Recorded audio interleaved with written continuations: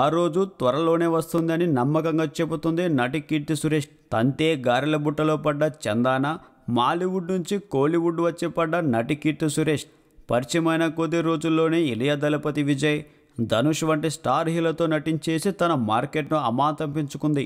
అంతేకాదు టాలీవుడ్లోనూ నటించిన 2 చిత్రాలు విజయాన్ని చవిచూచడంతో అక్కడ యమక్రేజ్ సంపాదించుకుంది. తాజాగా సూర్యతో తానాసేరిన్ ద కూటం చిత్రంలో రొమాన్స్ చేస్తున్న కీర్తి సురేష్ త్వరలో మహానటి సావిత్రి జీవిత చరిత్రలో ద్విభాషా చిత్రంగా తెరకెక్కనున్న నడిగై తిలగయార్ లో సావిత్రి పాత్ర నటించడానికి రెడీ అవుతుంది. తాజాగా సూర్యతో తానాసేరిన్ ద కూటం చిత్రంలో రొమాన్స్ చేస్తున్న కీర్తి సురేష్ త్వరలో మహానటి సావిత్రి జీవిత చరిత్రలో తెరకెక్కనున్న చిత్రంలో కూడా నటిస్తుంది.